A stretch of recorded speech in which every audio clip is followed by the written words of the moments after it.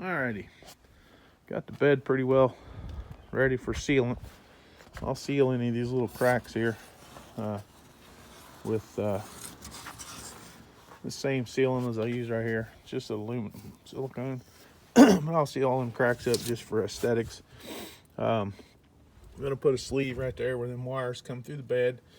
I wire wheeled everything except for right there under the boom. I'm not crawling up there on my hands and knees. Too damn fat for that. Anyway, that's what she looks like. All aluminum deck. Thing ought to stay there for a long time. Starts getting crappy looking, we'll hit it with wire wheel again. Did skin the paint off my tubing. I just touch that up a little bit. And more good news is this damn thing is still running. Harbor Freight, it's hot. I mean, it's a hand warmer.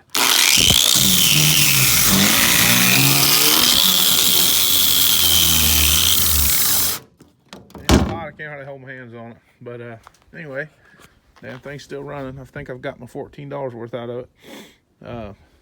Anyway, this bed's not a showpiece, but it is presentable. And that's what we were after. You take that one panel off over there, you can get into your electrical junction box, the little waterproof box I put in. You can change the hydraulic filter from under the truck, or you can pull that panel right there and reach right down to it. You can pull them two panels off right there. You can get to all your hydraulic hoses, both of your control valves.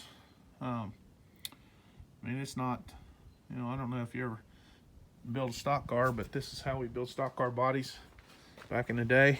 And you know, it's just a matter of drilling out rivets, and those rivets will drill out quicker than you can unbolt something. So that's where we're at. A little touch-up paint, a little lipstick and rouge, and we'll take this pig to the fair. You know, that grinder just amazes me. That damn thing right there is made for a big grinder. And like I said, it's so hot I can't lay my hand on it. But that thing's just tougher than shoe leather. For $14, I think I'm starting to have a little respect for it. I really thought it was a joke when I brought it out here. And it's not lost any of its torque or whatever. So I wouldn't give it a 10, but for the price, you know, having an extra grinder that I don't have to switch back and forth stones continually is pretty handy. But my opinion still is the best grinder on the market is either Metabo or a Makita. And I've had two Makitas. One of them's laying in there in the garage floor, burn up because of abuse. The other one I burned up a couple years ago. But I don't know. We're gonna clean this sling up and paint it.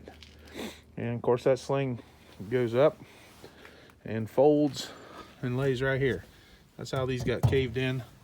The other sling had these little T things, plungers you pull out to extend it. They stood right here, and I wasn't thinking, stood it up and let it fall right here, and it crushed that aluminum plate. The damn sling right there is pretty heavy. If you ever try to move one of them by hand, you know exactly what I mean. They are not easy to negotiate, and that damn floppy joint down there just wobbles around. You can't, there's no good way to handle the damn thing. It's like wrestling a greased pig. Anyway, I don't know what else to tell you. I think we're getting this back part of this thing kind of wrapped up. I need to put brake pads on the rear end. They never did get that done. And that's about it for right now. I'm not sure what's up with the anti-lock brakes. I get a continual light and a ding, ding, ding, drive you up a wall. Every time you slow down, take off. I drove it to town and back the other day, by the way. And damn thing run just fine. But keep getting an alarm for the brakes, and I'm going to unplug the damn speed sensor on the rear end, see if that doesn't get rid of at least the warning buzzer. That's just annoying as it can be. And like I said, that speed sensor on the rear end does nothing for the speedometer on this truck.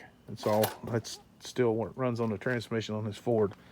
Some run on the Dodges. Some of the Dodges, I know the rear end speed sensor worked for the speedometer. But anyway, I don't know. I did skin the damn paint up right here. Let the little wire brush get away from me. I'll have to touch that up.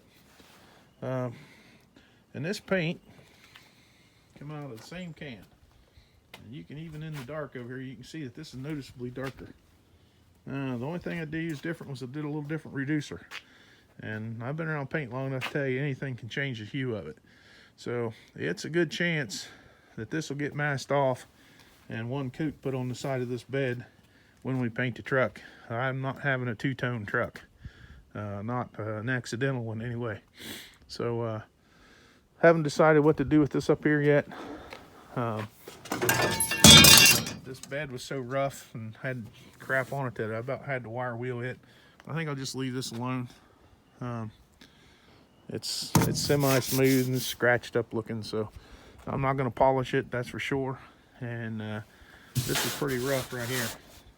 It looks shiny, but it's pretty rough.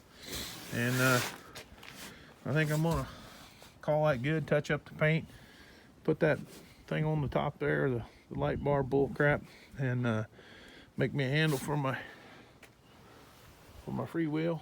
Extend that so I don't have to rub my belly up against the side of the truck when there's snow and ice on it in order to release my freewheel. And I think we're gonna call the back of this thing pretty well done. I went and got that old Mercedes today. It had been setting for a long time and the tires were crap, or I probably would have took this. I went and got it down in Kentucky, about an hour from here. So my son and I went and picked it up.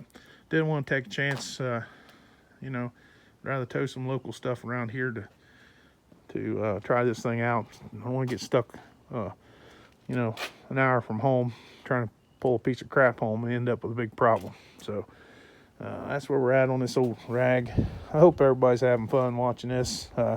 I'm enjoy working on it. I haven't built one of these for years, and we used to build wreckers once in a while and rollbacks, and used to buy a bunch of U-Haul trucks and make wreckers and rollbacks out of them. And I've shortened them, lengthened them, and done everything else you can do to them.